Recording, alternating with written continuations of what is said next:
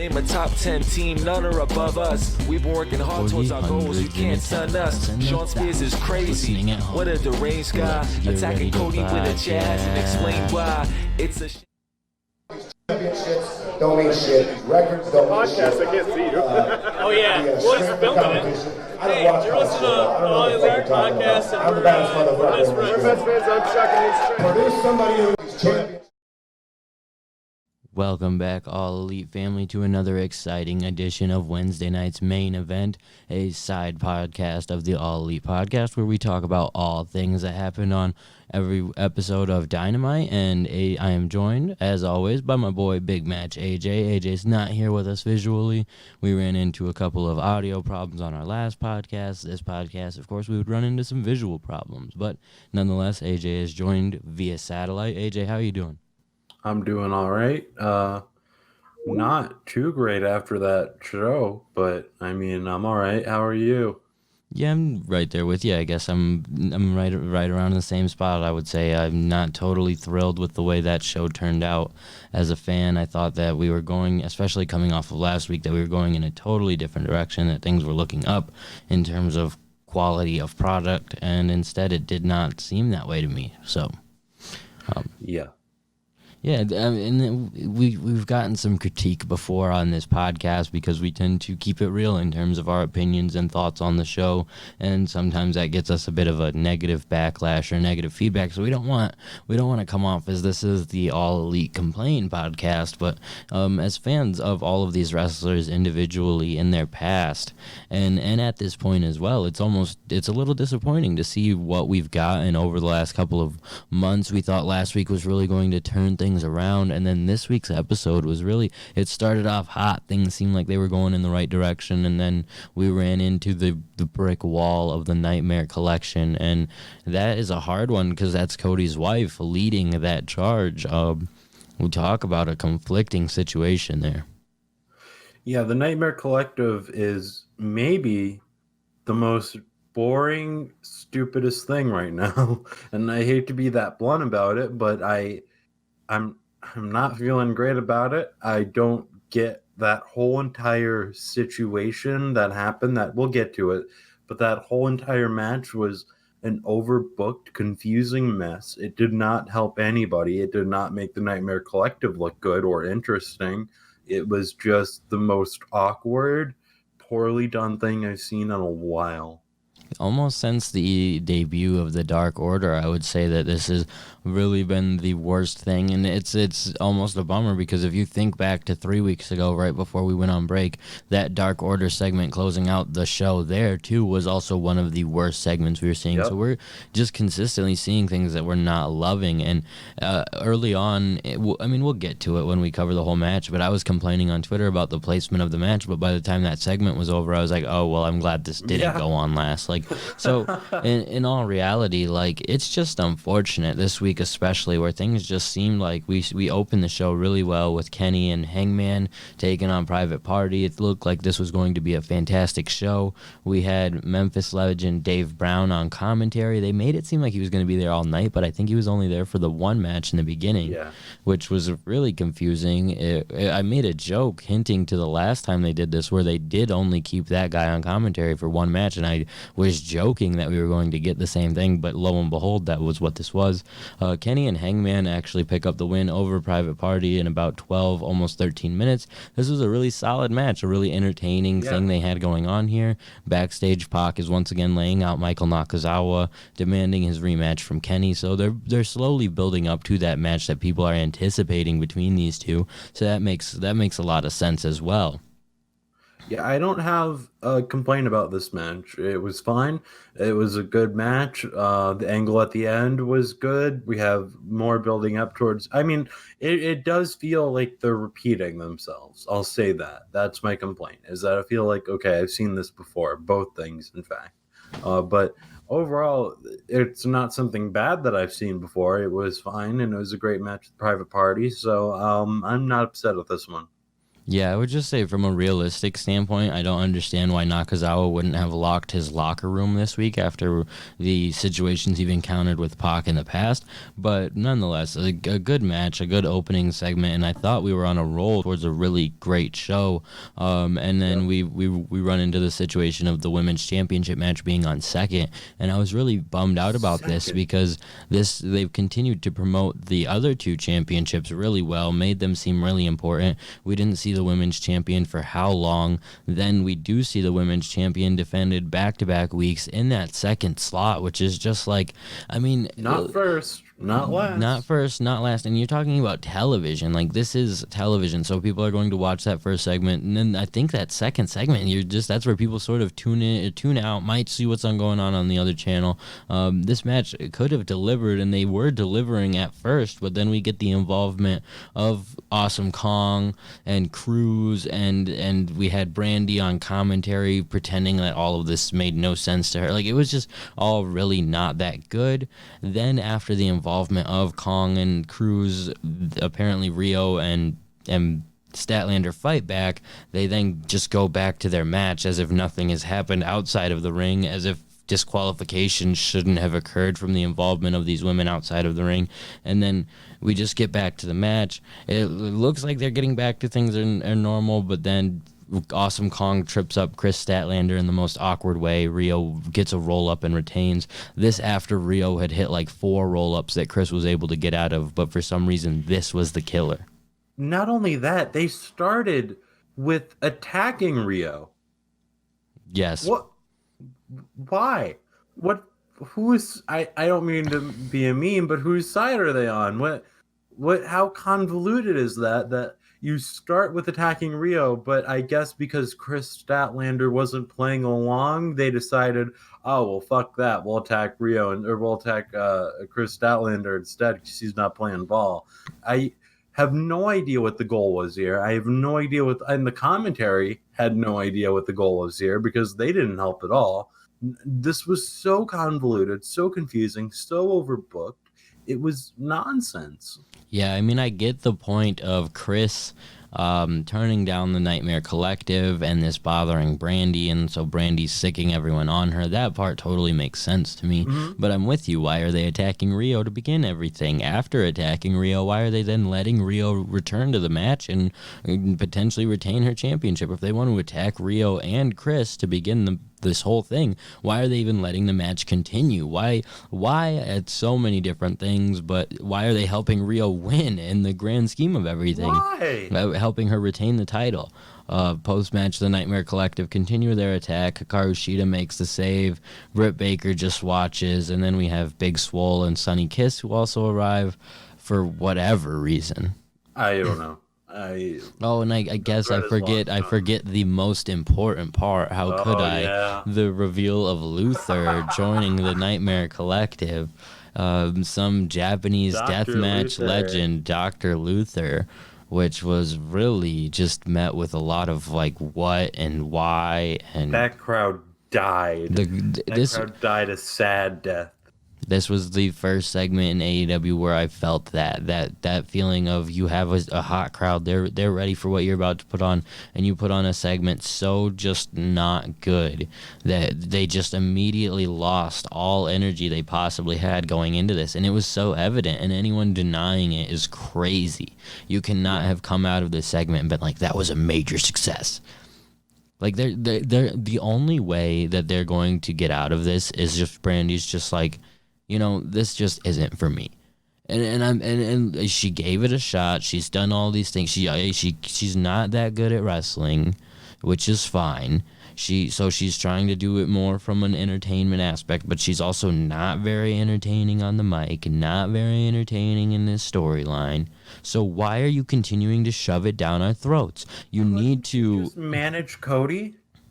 No, she needs to do nothing.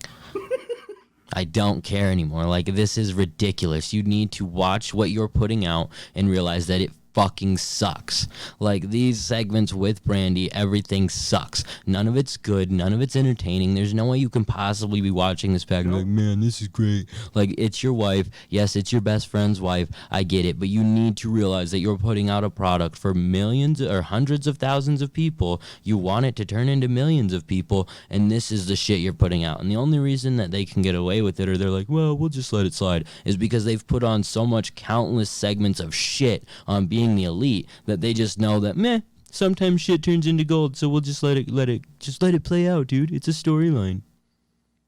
Yeah, you're not wrong. I don't know what to add to that. I'm big mad. It's terrible.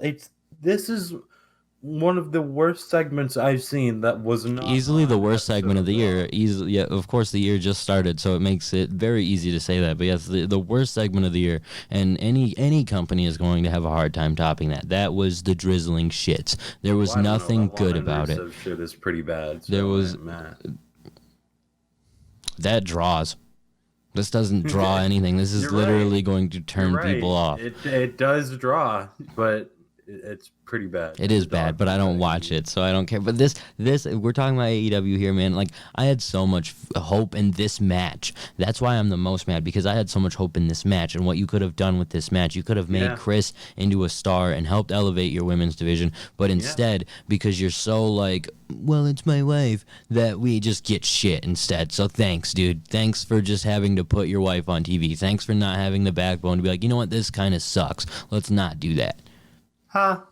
So I'm mad about that. Otherwise, and that really pulled me out of being entertained throughout the rest of the show, because I was just like, well, this just pulled me out of everything. From there, we get a Kip Sabian and Penelope Ford video package. Oh, that's right. I didn't write that on the notes, did I? I don't know, but it was a decent video package. It really wasn't that great either. It kind of left a bad taste in my mouth as well, because Kip just wasn't. Kip doesn't need to talk. He's not built up. He's nobody. He's nobody. That's so the biggest problem. Yeah. So when he does talk, it's hard to believe in what he's saying. You can't just expect me to think, oh, of course this guy's over. It's Kip Sabian. I've seen maybe 3 Kip Sabian matches in my life at this point. And he usually loses, so. He usually loses. He's a fine wrestler, but that does not mean I'm over on him. And I don't mean to shit on this too much, because this is a feud again that I think could be good, but it's not worth giving him a video package for. That's not what's going to help him get over. Getting him in the ring and giving him wins is what's going to help him get over. What would have gotten this feud over is Joey coming out and being like, what the fuck, Penelope, you and me were dating and this is what happens. Like, and being somewhat realistic about it, instead of this video package, which really presented everyone in the worst fashion possible. I mean, Penelope was fine, because being her line that she gave months ago of why be bad when you can be super bad, it's fine. They're gonna reuse the shit out of it to where it's gonna be horrible, but it's fine for now. But Kip's talking, and then the callback to Joey getting low blowed, which was not a good segment in and of itself. It's just a weird way to set this up, so I didn't love it. No, I didn't either. And again, once you come off of such a bad segment, any segment after that is going to need to either be great or it's going to feel horrible or not as good as it could have been, exactly like this and exactly like the next match. The next match, we got Sammy Guevara taking on Christopher Daniels. This one was one that I thought would be really exciting and really great. They started off pretty well. These two probably could put on a really solid match if given the opportunity. Instead, this one was the one that was cut short. We knew there would be at least one or two of those that were going to get not so much time because of the other matches surrounding it on the card. This one gets about 6 minutes. Sammy G picks up the win after Pentagon Jr. dares Christopher Daniels to do an Arabian press. Daniels is totally caught off guard. Sammy G attacks Chris from behind and picks up the win. Christopher Daniels just was totally. I don't know why Pentagon did this. Like, what is your problem? This was the stupidest thing. Why would you come out just to see Christopher Daniels? I dare you to do it. It would have. Here's what's really bad about it is if Sammy G had done the roles were reversed and it was Sammy coming out after interrupting Chris last week, it would make way more sense. And I get that they've laid the foundation a little bit with Pentagon and Chris, but it still just seems so stupid with Pentagon being the one involved. If it was Pentagon versus Chris right now and Sammy came out and was like, "Yo, let me see you do it, old man," it would at least have a little bit more of like something to it. I feel like. It didn't make a lick of sense. It was weird and really awkward, and then he just lost to like a super kick, I think. Yeah, super kick to the back of the head, I want to say, or a knee strike, I guess. But yeah, I don't know. It was a win for Sammy G, but that was like the second time this show where we had just dusty finishes, or like maybe not dusty, but like not a clean finish, where there's obvious ridiculous outside interference. They have strung two off of what people wanted. We wanted a sports oriented show where it was presented in the way that we see New Japan, but instead it's just the same thing as you would see on Monday night. Yep, it absolutely is. It's verbatim what you would. This was the most Monday Night Raw show I have ever seen AEW produce. I don't want to say, okay, AEW sucks now, because we've had so many great shows that it would be remiss of me to say that. But it's not a sports-oriented show. There's nothing resembling sports on this show. It's tough coming off of Wrestle Kingdom to then watch this. You cannot watch Wrestle Kingdom and then watch this and tell me that this is any way like even slightly a variation of that. Is so much more a variation of WWE than it ever could be of what you see in New Japan. And when we watched all of these wrestlers in New Japan, that's what made us all excited about this company, was that we were going to get that. And instead, we got just the wrestlers that were doing that in the other company. We, for some reason, I guess we all just believed they were going to bring everything that was great about New Japan to America and utilize it, and they're not. No, not at all. It's wrestling. It's an American wrestling show. That's the best way to put it. It's not even a WWE show. It's just the standard Impact, ROH, what have you kind of show where it's storylines first, the actual matches second, and that's how it has been. And that's not the worst thing in the world. I'm not saying that's shit, because it's not. It's wrestling. And sometimes we get really great matches and entertaining matches. I just wish they'd pay off on some stuff a little bit better and stop. Like this week was a big showing of it, where you just have these interferences and this very much WWE Raw type of feel, where it feels like everyone just wanted last week off and no one wanted to come up with what the booking would be, and then like Saturday night Brandy and Cody just wrote it all down. Like that's how this show feels. Like it just felt like there was no real thought into any of this, and if there was thought into it, it just wasn't that good. Because after this match we get the Dark Order come out, and I almost thought we were going to get like something that I was anticipating with Daniels joining them, but instead the Dark Order just sort of runs him down the same way they've run down so many others, try to get him to join. He throws the mask back in their face and attacks them, and then they just get destroyed after SCU comes out and the Young Bucks come out, and they just destroyed them. And Christopher Daniels hits the best moonsault ever on them. I feel like this is literally, Meltzer said that whenever we looked like a bunch of geeks were getting beaten down by the Dark Order, that it was bad. So now let's beat down the Dark Order. That's not how you fix this. Yeah, it felt like after the Dark Order was getting some steam, they just lost it all again. Because they were just destroyed by these guys, and it makes sense to be I'm not saying SCU and the Young Bucks shouldn't be destroying all of them, but why did they just, like, these guys all just destroyed you a couple of weeks ago, and it was totally fine, and now all of a sudden they're just getting wrecked? Like, they did not put up any type of a fight. They just came out to get their shit kicked in. Yeah, what was the point of them coming out, period? All they did was say, they didn't say, Daniels, think about it. They didn't say, Daniels, we don't want your answer now. We want you to stew. We want you to think about joining. No, it was join the Dark Order. No, okay, let's beat the shit out of them. And then they just got their shit kicked in, and that's it. I have no idea what this did for the Dark Order. Nothing, as far as I can tell. I don't know if they have a plan down the line. If they do, it's terrible. I'm guessing this is leading, to the Dark Order and SCU, but that's not a match I want to see at this point. Yeah, not really. And what I will give them credit for, in the very least, is like at least SCU made the save, because so many times in other wrestling companies you'll see Daniels just get destroyed, and you're like, where the fuck are his friends? Why aren't they helping him? And at least they made the save. But I just wish the Bucks didn't come out and get involved until maybe let SCU start getting beat down a little bit, and then the Young Bucks have to make the save, or maybe the Young Bucks randomly make the save for Daniels first, and they're getting beaten down, and then SCU makes the final save, something like that, to at least make it a little bit more sensible. Instead, all these guys just got wrecked, and it wasn't even close. I still hate it, to be perfectly honest with you. I don't think that would save for me.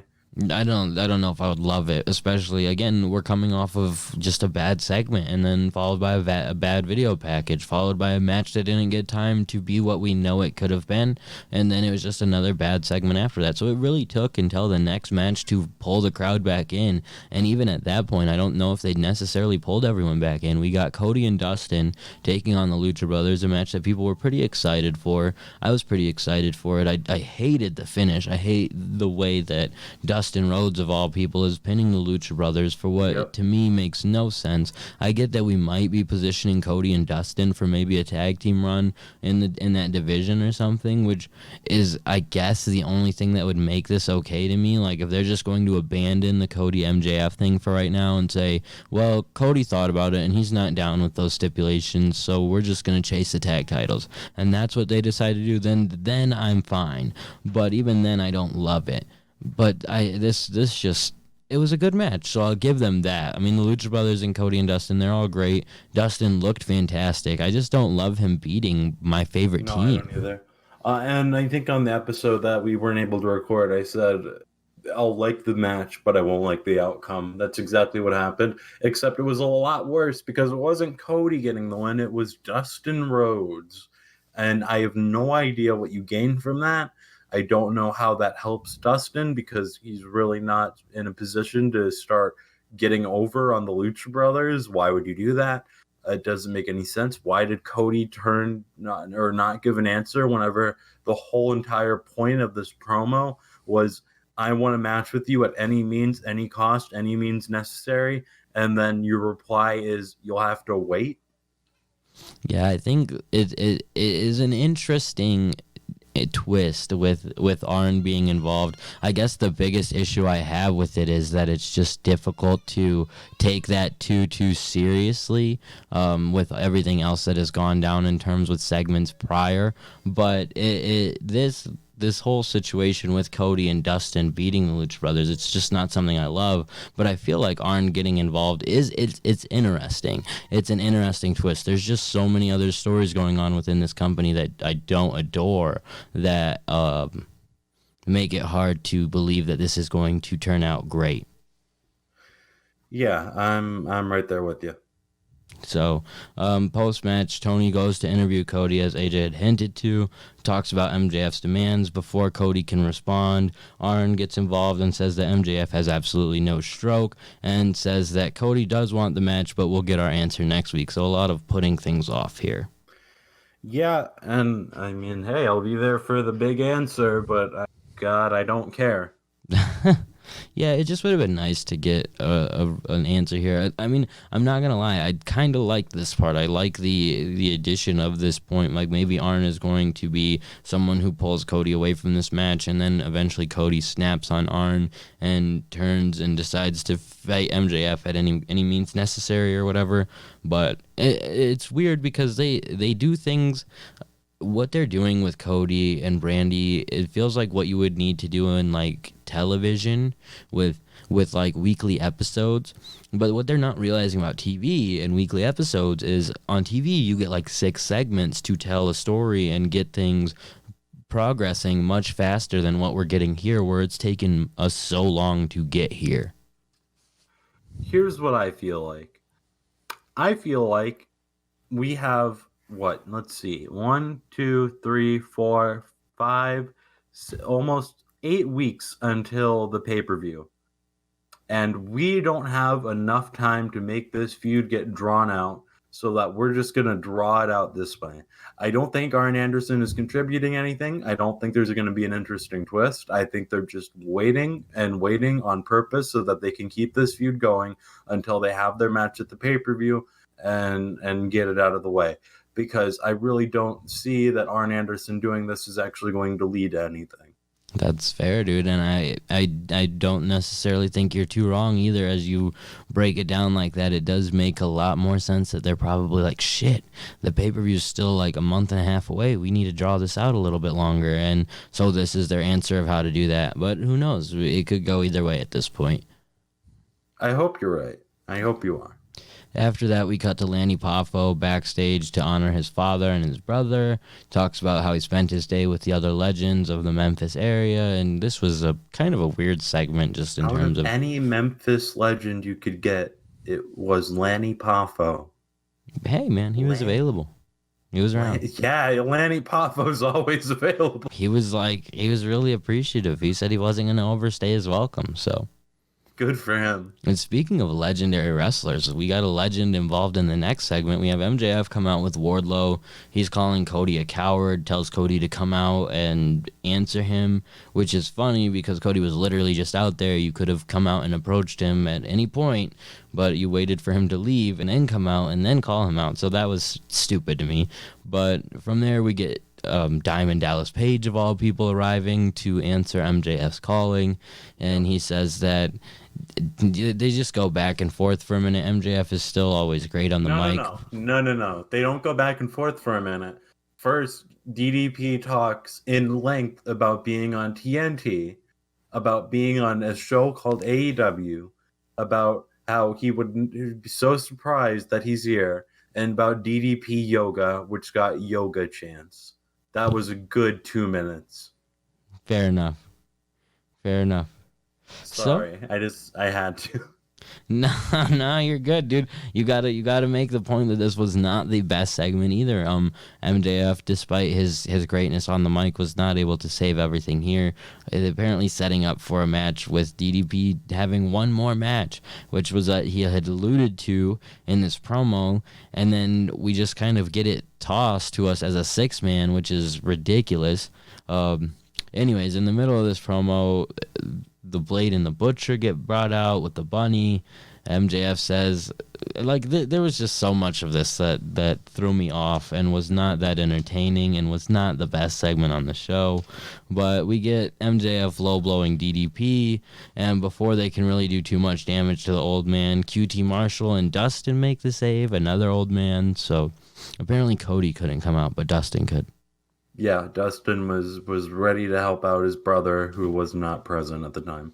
Which I get the point of Cody can't touch MJF if he wants his match, so that's fine, but fuck. Why Dustin and QT Marshall? Why Dustin and why QT Marshall especially? Why not like a good face tag team that you could set up to face the Blade and the Butcher down the line? Like, isn't this a point we've been making that they really need to put over younger talent? Why not the Jurassic Express, who are in a match in the main event and is a good way to transition and have them out there? Yeah, literally almost anybody else I would have been fine with, except for... Well, I was fine with it being QT Marshall because I thought, okay, he's just making the save. I didn't expect them to announce a match with QT Marshall. DDP's last match, he said he's had one more match. He said one more match, and then they announced Dustin and DDP and fucking QT Marshall taking on, what is it, MJF and the Blade and the Butcher? Like, wow, great. What a final match. And I guarantee you it's like DDP just wants one more. So there you go. You got it, brother. You get to see that one, right? You get to see a real life diamond cutter. In 2020. Watch him not even do it. If someone told you in 2020 you'd get to see a diamond cutter, would you believe it? Oh my God. You're killing me, brother. MJF is going to be the one to eat the diamond cutter too. Oh God. Right. Despite the fact that he's the most over one on that side, he's going to eat it. God, I hope you're not right. We're complaining so bad this episode. This is the one. This not is the unwarranted. It's not, but it's a lot. So we'll just go right to the next segment because that last one we could complain about DDP for a long time. I feel like. Shout out to Joseph. DDP is his boy. So. The main event match of the show, we get the Jurassic Express taking on the Best Friends. This was a decent match. I liked the fact that the Jurassic Express was able to defeat the Best Friends, pick up a nice win. It was shorter than I would have liked. I would have liked to see Jungle Boy get a little bit more of action. It seemed like they were really putting Marco over, especially because this was his hometown, so that makes sense. But I feel like Jungle Boy could have utilized a little bit more. I think he's someone that they really cooled off from the very beginning. I think in the beginning of AEW, they really they had something special with him, and I don't think it's gone, but I think they fumbled it a little bit. I don't know. I don't know that it's being I think it was being fumbled, and now we're trying to get him over. That's fair to say, because they definitely, of course, he's the one who picks up the victory in this match. Like I said, I just wish he would have gotten a little bit more in this match if that's the case of we're trying to really get him over, because it is very clear that he is someone that they're trying to position in a positive light coming out of this match, especially. He finally gets his first victory in AEW, despite the fact that Jurassic Express has won in the past. He wasn't involved in that match, so this is his first win, so that's great. The Best Friends are a decent enough team for them to beat, so that's cool. And of course, Chuck Taylor was the one who ate the pin, as we stated in the Lost episode. So, nothing for me to complain about here, really. I thought it was a fine match, kind of like the opener. I thought it was a perfectly fine match. Wish we got more of this on the show. Orange Cassidy was over as hell and almost enough to bring the crowd back. Because he was doing, his spots, the stunner, the flop, the dives with the pockets. Yeah, Orange Cassidy was on fire tonight. That was another positive point of this match. But again, he's a tough one because his gimmick is so gimmick oriented that it's tough to really elevate him to that next level, especially when the guys who are on that next level haven't been treated so seriously, like your Omegas and your Hangman. So yeah. And then we get in the main event segment, Jon Moxley's big decision. It's a great thing that our Lost episode was Lost, AJ, because in our Lost episode, AJ and I discussed the fact that AEW would never put the Moxley segment on last with Jericho, because this isn't WWE. We would never do that. AEW would never do that. The main event match is going to be the women's title match, and they'll put Moxley's segment on very early because AEW would never do that. Guess what? We were wrong. We were so wrong. We were so wrong that the audio gods cut off AJ's audio and didn't let us put out the episode. So you all didn't get to hear that, but that's what we thought. And lo and behold, AEW made us look so stupid by putting Moxley's decision on to close the show. This took way too long. I get what they were trying to do. Minutes. The biggest problem was it stretched for 3 minutes where I'm literally watching what the fuck are we doing? I know. This is is he going to turn? Is he not going? If he doesn't turn, this is hilariously bad because... Is that the idea? That he was oh, are we supposed to think that it's real? I think the story, or what my idea is for the story, is that he was trying to get the car out of Jericho. So he wanted to wait until he could get the keys. He had to be convincing enough to get the keys. And this is his way of apparently stealing the car from Jericho, because Jericho totally signed over the vehicle to Moxley right then and there. So that other than that, I don't have any answer for you as to why he waited so long to say it was a joke. But yeah. At least he didn't. I mean, at one point, I guess I was just well, fuck it, join. It's great. Yeah, me too. I was oh, hey, we'll get something interesting out of this show. But at that point, I was just well, if you're going to join, who's going to fight Jericho? So I was waiting for maybe a debut or something, or a video to have someone go against it, because I really wouldn't have minded Moxley with Jericho in terms of stable warfare and everything. If you're pairing up two of the bigger guys in the company together, I'm not opposed to it. Moxley's reasoning was pretty fine by me. The whole New Japan thing makes sense, so that was fine. I just didn't know who would fight Jericho next, so I was just anticipating some type of debut if that's what they were going to do. Of course, that's not the case. Moxley ends up bashing Jericho over the head with a little bit of the bubbly, and that's basically how we finished the show. Moxley sort of clears house. He hit it's a paradigm shift on Jericho, paradigm shift on Sammy G, and that's the end of the show because Moxley dips out. Yeah, and I don't want to say I hated it, but I think I would have liked it a lot more if the show was better. Let me put it that way. And again, it would have been better too. Again, if it didn't, they didn't just walk around for like 3 minutes just drinking bubbly and not turning at the top of the hour, so that when it's clearly running too long, you can just go home. Yeah, and I would say, like, you could have put the women's match on and closed the show with a segment, and it would have been better, but I'm glad they didn't do that. Like, literally, that segment didn't need to go on last. So, I as badly as I want the women's title to feel important, I'm not saying that should have been there. I think you could have easily closed with Hangman and Kenny if this is what you were going to... Yep. If that's what you were going to do, and then you tease that turn even more, and it means more. Instead, we get this, which, like I said, just felt like it drug on for a minute. Because and the reason it drug on is because they were probably trying to get to the end. They were probably like, shit, we're not close enough to the time now. So we got to, instead of usually when they're rushing to get to it, they had to go slow. Take your time. Take your time. And there really wasn't enough content in this segment for them to even take their time. So it was just kind of trying to get bottles of champagne to shoot off, and they wouldn't. So it just looked awkward while they were shaking empty bottles. And they wanted to cut it so close that it made you believe Mox was going to join because they were cutting it so close. I was like, well, they don't have time for him to destroy the car. They don't have time for him to do much. Like, maybe he's just going to stay until next week, and next week he'll turn on him. But no. Yeah, I was considering that too. I can't believe how abhorrently bad this show was, Andrew. Oh my god.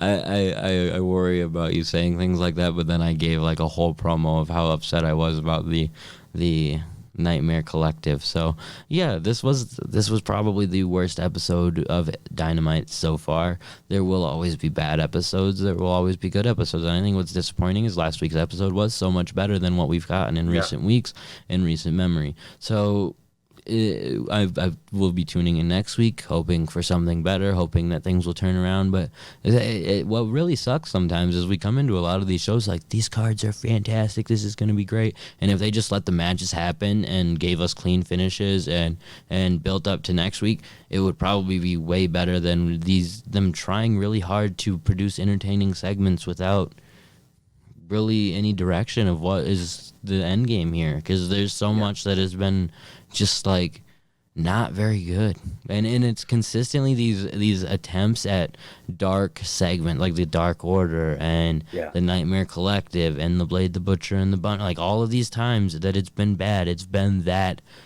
like mysterious gimmick. So don't do that. Just don't. It doesn't work. It doesn't work. And listen, I'm still excited to be going to AEW. I'm still really happy that I'm going to be there live. This was just a terrible show. They made me not want to buy tickets so bad, though. Like, that's legit. Like, I'm going to buy tickets this Friday to the Denver show, but I was definitely like, I don't have to, because this show just, it wasn't the best show that I've seen so far from them, and there was so much potential with it, with what we were looking at and the way we had sort of talked ourselves into it in that show that we didn't get to put out to people. Like, we were actually excited for this week's episode. The women's title match we were really excited for. So that's where our frustration stems from, and where just the disappointment in this week's episode stems from. I really think they can bounce back. I think that they will see the negative feedback this week and attempt to bounce back. I just think that they've started to shift too far in a direction that I didn't expect them to go, that it's really starting to bum me out. It's not even that I'm mad. It's just like, man, I really thought this was going to be something different, but it's really just kind of the same. Yep. Especially after watching Wrestle Kingdom, so... Yeah, that'll do it. Just getting a whiff of New Japan and going, oh yeah, this is what wrestling is supposed to be like. and almost essentially wishing for them all to be back there, because it would have been way more exciting to see Kenny going to try and win both championships to close out the show, fighting Ibushi or something, or the Young Bucks finally making that jump into the heavyweight tag team division, or Hangman getting an IC title shot somehow, and like just these guys being elevated in that company, as opposed to what we're getting here, which is just, it's not that sports oriented feel. And maybe that's my own fault for thinking that's what we would get, because they kind of hinted in the idea, oh, well, it's a Midwest, or like the down south, or whatever, Dusty and Cody's like old school Atlanta days of. So I get it. It's maybe they were trying to say the whole time, like, this is going to be more entertainment oriented and hokey than you thought, because it's definitely not the sports feel. Like, just because you have rankings doesn't make you a sports-oriented product. There's nothing too much more realistic about it than anything else I've watched on wrestling in the last couple of years, because it's just like, damn. So yeah.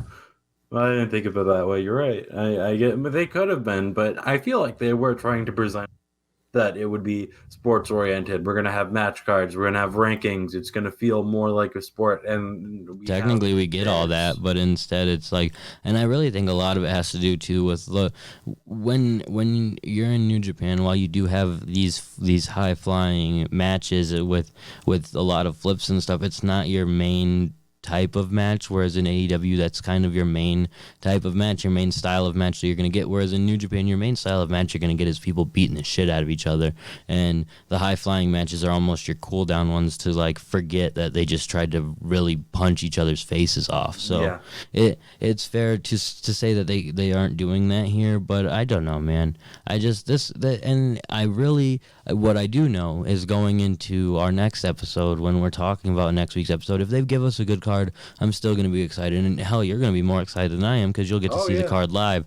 But I know that this week we just didn't love it, and sometimes that's going to happen. And if you're a fan of professional wrestling, you know what that feels like. And so I hope people don't hold it against us for not loving this week's episode.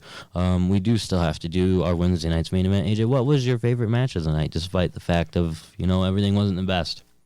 I think it was the opener, because I think it was just a solid match, and I thought it was, I don't know, all around good, and we got more of the Pac Kenny Omega feud, more of the Hangman Kenny feud, so I was into it. I'm with you, and I think that in that match they sort of did what they were trying to replicate throughout the rest of the show, with good matches and good entertainment all in this first match of the show, which is why the rest of the show was so bogged down.